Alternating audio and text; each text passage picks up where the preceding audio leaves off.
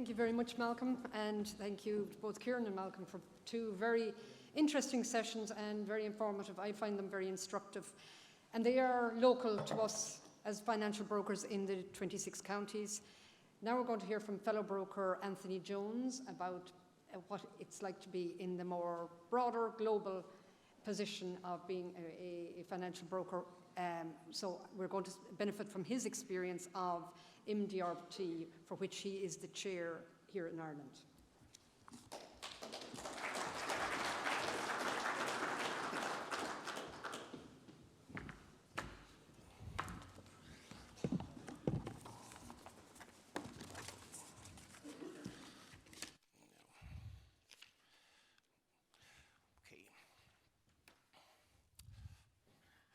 Thank you. Objections. Objections form a part of our everyday working life as financial advisors. Indeed, we as financial advisors probably receive the greatest number of objections than any other profession. Would you agree? Now, when I hear an objection, I think to myself, why? Objections, my objections. So before we show our prospects the door, let's handle objections and they will be clients for sure. Thank you. Now, some people in this room will actually remember that was the introduction to my first ever public speech in front of my peers and financial advisors. And it took place in Los Angeles, in Anaheim in 2012. You were there, Maurice, I'm sure you remember it. And little did I think that 10 years ago, when I first joined MDRT, that I'd be standing here in front of you and I would have traveled the world speaking to many people and promoting MDRT. But in 2015, somebody who'd been in that original event in Anaheim asked me would I go to Singapore and do the same presentation there, which I did. But my worry was, of course, would they know Tom Jones? Would they have heard of Delilah? Would they get the joke at the beginning? Anyway, I said, fine, I'll do it, and I went along. Speech went as well as I could have hoped, and I was delivered back to the hotel feeling great. Sat down to have lunch at the hotel, and this is who I met. He was there on his way back from Australia and New Zealand, and he'd stopped in the Shangri-La Hotel, and I met him and had a fantastic meeting with him. So the idea of today is if you join MDRT, you meet Tom Jones. Simple. Okay, seeing that Tom Jones is a famous person, can you look at these photos for me and see if you can find anything in common between them?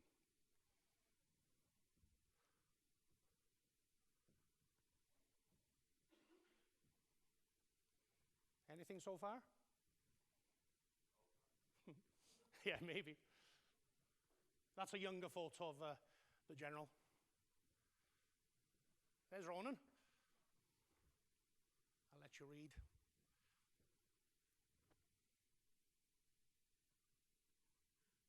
Sugar Ray Leonard. And finally, you may not have heard his name, but you certainly know the story, Nando Parado. He was one of the survivors of the Chilean rugby plane crash in 1972. So what have all these famous people got in common? Well, we as members of MDRT have actually seen them.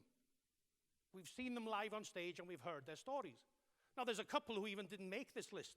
One of them is Captain Sullenberger, who we saw last year in New Orleans, who landed the 737 on the Hudson. You remember that event. Barbara Bush, Christopher Reeve, Superman, many, many more names. This is what MDRT gives us, which we would not get the opportunity to hear their stories otherwise. Inspirational and motivational stories. Now, of course, as well as these individuals, there are industry speakers, professional financial advisors who speak to us as well. So what I want to give you now, so I can sit down for a while, is 3 video clips from 2 of these members. One is Don Connolly, and Don is a good friend of mine this day, And the other one is Gus McQueen from Australia. You'll get 2 videos from Don, the first and the last one, and the one in the middle by Gus. So hopefully they'll work. There we go. I'll leave you to it for now. If someone's going to do business with you, only 3 things have to happen. Don't make this business complicated. People must like you, people must trust you, and people must think you're smart. Am I missing anything? Does it matter if you're with Merrill Lynch or LPL or big firms, small firms? Does it make any difference? If you're a man or a woman or black or white or young or old or short or tall, it doesn't make a bit of difference. If I like you and trust you, you get my business. If I like somebody else better, she gets my business. It's frontier justice. It is that simple. I read an article, a very interesting article, June of 2005 in the Harvard Business Review, talking about likability in the workplace. And I've taken the article and I'm going to apply it a bit to our business. The article talked about competence and likability. If we hire someone, if a person hires you, it's a combination of competence and likability. Well, 2 times 2 times 1 is 4. There are only 4 combinations of competence and likability. You can be a competent jerk. You're not going to do very well. We all do business with people we like. And people want to be around someone who's delightful and not hard to get along with. So competent jerks don't make it very far. I don't care how competent you are. You can be, as the article said, a lovable fool. You're not terribly good at what you do, but you're fun to have around. You'll do okay. People will cut you slack. You could be incompetent, unlikable. We won't even talk about that. Or you could be the lovable star, the 1%, that combine competence and likability to a fare thee well. They're so competent and so likable that people just want to hang out with them and do business with them.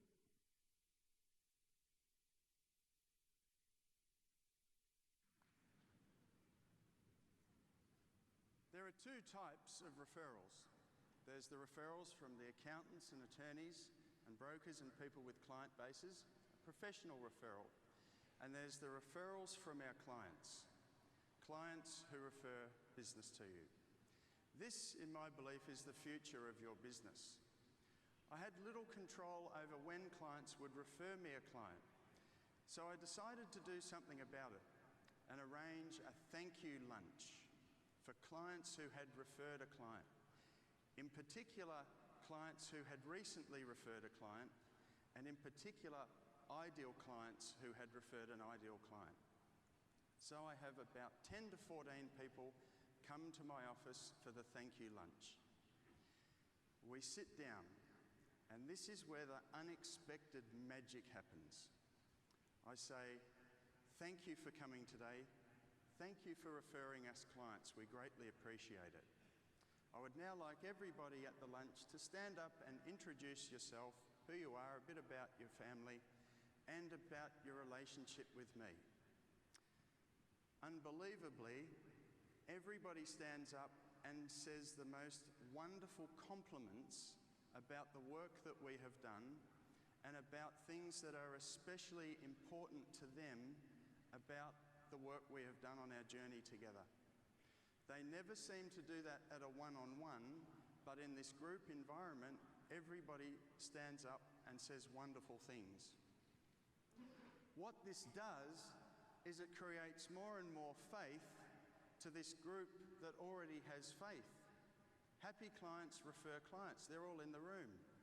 It galvanizes their beliefs that this is the place to refer more clients to us. We're building a feeling of community, a community to belong to in each of these referral lunches. So then a steady stream of new introductions occur even at the lunch and in the days after the lunch when I contact everybody again to see if they had a good time. And then in wrapping up the lunch, I say, thank you again for your faith and thank you for referring people to us. We greatly appreciate it.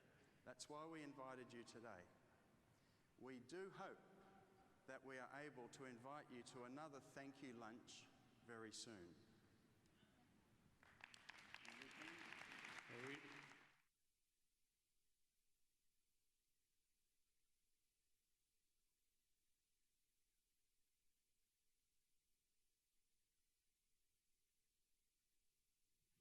So I want to tell you how to overcome the curse of knowledge very briefly, and I'll turn this podium back. You have got to make this business simple. Now, you know it so well, you've created shortcuts in your mind that prevent you from explaining it properly. If I said to you, come on up and explain to us how a toilet works. You've used a toilet all your lives. Well, yeah? Well, come tell us how it works. Well, you got a flapper and a thing and a handle, and how do you explain mutual funds? How do you explain volatility? How do you explain diversification so somebody understands it? That is the key to going to that $1 million level. That's what separates elite advisors from everybody else. Their ability to be understood. So first of all, you've got to make this business simple. Mr. and Mrs. New Account, I don't want you to think of me as a financial advisor. I want you to think of me as an airline pilot. Now, analogies make the unfamiliar familiar. We're going to tell them a word story, right? I want you to think of me as an airline pilot. When you fly, there are 3 things you want to do. You want to take off and land safely. You want to get where you're going. You want to get there on time. That's exactly what I'm going to do for you. Now, there are 2 rules that govern our relationship. Rule number 1, I didn't build the airplane. This mutual fund company, ETF, whatever it is, they built the airplane. So if en route we have mechanical difficulty, don't get mad at me, get mad at them. They built it. And we are going to have mechanical difficulty. When interest rates go down, bond prices go up. When interest rates go up, bond prices go down. When earnings get cut, dividends get slashed. We're going to have difficulty. I didn't build it. Get mad at them. And the second rule is this. As your pilot, as your financial advisor, I'm not paid to predict the weather. I am paid to react to weather. So there'll be days I'll say, fasten your seatbelt. There's rough weather ahead. There'll be days I'll say, feel free to walk about. The seatbelt sign is off. But when this journey's over, I'll get you where you want to be on time safely. Mr. and Mrs. Client, look at it this way. You go to the airport tomorrow, there are 2 planes flying to New York. One has a pilot, one doesn't. Hop on, your choice. They're going to go with you. Make it simple. The second thing you've got to do is make your ideas unexpected. This is right out of the book, Made to Stick. Make your ideas. See, you don't want to be brilliant. You want to be memorable. You want people to remember what you said. And if you're talking gobbledygook, if you're talking about, you say to a client, you know, we're going to diversify your assets. Well, I should hope so. You have no idea what that means. We're going to allocate your assets across, oh, yeah, I would think so. They don't understand. You've got to make your ideas unexpected. The most complicated thing in your bag, in the United States, we call it a deferred annuity, a tax deferral instrument. Those are so hard to explain, and therefore the sales process is the longest because they're hard to explain. And people have to learn about it and think about it. Not for my friend Jim. My friend Jim is awesome at selling deferred annuities. You know why? He has a cutout of Barack Obama. It's a full-size, life-size cutout of the President of the United States. It's made of cardboard, has a stand, and it's Barack Obama standing like this. He's been doing this with people so long. He's been doing this. He has cutouts of every U.S. president since Jerry Ford. It's actually creepy to walk in his office because there's like 8 U.S. presidents there like this. When he sells a deferred annuity, he brings Barack Obama in a conference room like this. He puts the people here. He sits here. He puts Obama behind him like this, looking at the people. And they say, what's Barack Obama doing here? He said, I'm going to talk about deferred annuities and saving money in taxes. When I get done, you're going to write one of us a check. So I brought him in case it's him. So, make it unexpected. Make your ideas so simple, unexpected. Make your ideas concrete. You've got to talk in language people understand. Make it related to them. I got a friend who was an advisor in Boston. A firefighter came in. She wanted to invest some money. So he's showing her track records and mutual funds in the past and all stuff we all do. And she said, you seem awfully sure of this stuff, but this stuff's not guaranteed. How do you know it's going to work? He said, I just know. I've been doing it long enough. He said, what do you mean you've been doing it long enough? He said, well, let me ask you. You're a firefighter. Is there going to be a fire in Boston tomorrow? She said, I don't know. Maybe. He said, how about over the next week? Very likely. How about the next month? Absolutely. Do you have a rough idea over the next year, how many fires will be in Boston? She said, vague, pretty good idea. How about the next 5 or 10 years? Do you know, based on history, how many fires will be in Boston over the next 10 years? He said, yeah, pretty much. He said, yeah, how do you know? She said, I just know. He said, see? I've been doing it long enough, I just know. Ideas have to be credible. Mr. and Mrs. Client, Mr. and Mrs. New Account, can you take my advice even though you disagree with me? What does that mean? Well, can you picture those Acapulco cliff divers? Can't you picture those people? Now, that's a good word picture. Those two guys in Acapulco up on that cliff. Those guys are 125 feet in the air. That's 12 stories in the air. When they look down, there's a pool of water 21 feet deep at its fullest. When the tide goes out, rocks. These guys are up 12 stories. They've got to time their jump, don't they? So the water's coming in, they hit the water, they survive.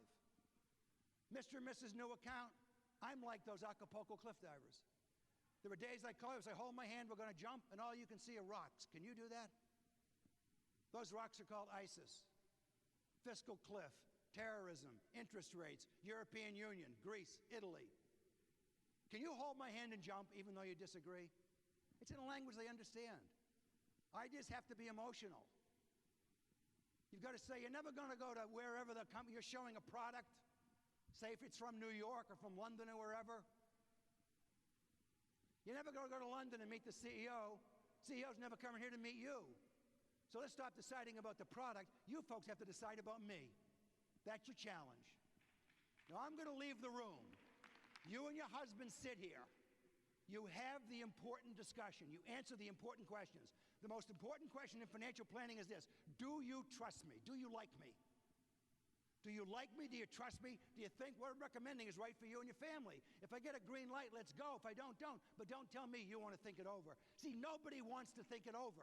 They really don't. But they're not going to buy what they don't understand.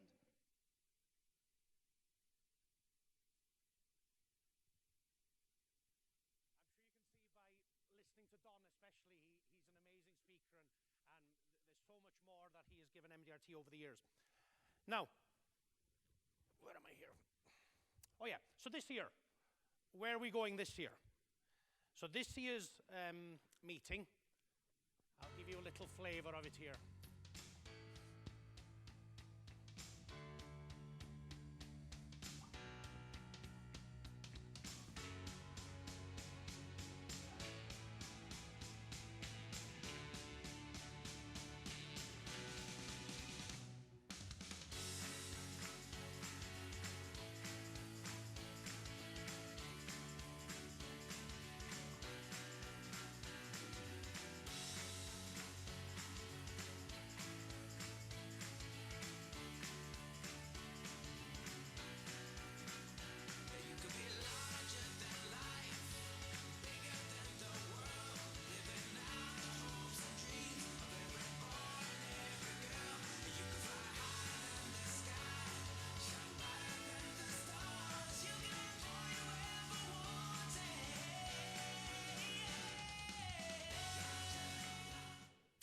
So this year's annual MDRT meeting is in Orlando. And we look forward every year to these 6 or 7 days where, yes, we have to ask planning permission most times before we can go. But the 6 or 7 days that we spend with MDRT, talking to our friends, our colleagues, fellow professionals, it really does come at the right time of the year. It gives us an extra motivation for the second half of the year. It motivates us. It gives us new sales ideas. And every year, I genuinely get at least 1 or 2 ideas, which I call the golden nuggets. And a good friend of mine from Canada, Bruce Etherington, multi-millionaire financial advisor, he's in his 70s now, but Bruce said, Anthony, I give loads of ideas to so many people. I give them the acorns and they develop into oaks. And every time I give them an idea, I tell them just one thing. They are guaranteed to work if you use them. And every time we've gone to LIA conferences, PIBA conferences, sales days, and we're going to listen to Sean now as well later on, full of information and ideas to help us. The best advice I can always say to anyone is use them. Pick 1, pick 2, put them into your business and let's use them. And one day you'll find an idea which totally changes your life. Business, professional, you name it. It's there. It's just waiting to be found. And that's why we keep going to MDRT. So, how do we qualify? These are the figures to qualify on the basic level of MDRT. There are 3 levels of qualification: basic level, core to the table, and top of the table. So, commission of 80,000 in new business per annum. So we're looking now at 2016 figures. An annual premium equivalent AP of 160, or we're very fortunate in Ireland, we're one of only 5 countries where MDRT recognise the fee income qualification criteria. So that's literally just a case of asking your accountant to sign a form declaring what your income is. There's also then the top of the table, which is the higher end of MDRT. And in order to gain qualification for the top of the table, it's commission of 480,000, APE of 960, or income fees of 825. I joined MDRT in 2007, so this is my 10th year, and I'm 5 years now consecutive top of the table. And it would never have happened had I not gone in 2007. So this is why I'm here, to encourage even one of you to make the decision I made in Dublin at the LIA Sales Day in February 2008, when the MDRT president, Mr. Jim Rogers, came on stage, and I made the decision, I'm going to do something different. So, 10 years ago, I was saying to you, I joined MDRT. I have a few minutes left. One of the reasons why was someone told me that only 20% of our success as financial advisors, or basically salespeople as well, is attributable to educational levels of competency. 20%, okay? So therefore, we can have all the qualifications in the world, all the QFA, CFP, and yes, all of us do, and we all should have a plan. And in Ireland, we have probably one of the greatest methods of getting those through, thankfully, the LAA or the IBOA, etc. But what about the other 80%, if that's the case? We're all in this room totally up to speed with that 20%. So I asked myself, okay, 80% of my success as a financial advisor, I'm not doing anything about it. What am I doing to develop? In fact, what is the other 80%? So the other 80% involves things like sales training, business strategies, motivation, practice management, networking, social media, having the confidence just to stand here in front of you today, which in fact turns to being confidence in front of a client. And also the social skills that we need to become successful. So in finishing, I'd like us all to ask ourselves, we all are so very good on the 20%. It's become ingrained in us in Ireland, and that's fantastic. But what are we all doing about the other 80%? I certainly know what I'm doing, and so do a good few in this room who I know are MDRT members. Some of the staff of PIBA, and I'd like to thank them very much, have been to the annual meeting in whichever city we've been to. Hence why PIBA have now become associated with MDRT and are backing MDRT membership and encouraging it for us as PIBA members. So what are we doing about the 80%? I know the answer for myself. That's why I go to MDRT. And my 80% gets developed year after year after year. Because not one person in this room is the perfect advisor. Not one person in the room, Sean, is the perfect businessman. We've all got things that we can improve on. So I'd ask all of us, what are we doing about our 80%? Thank you.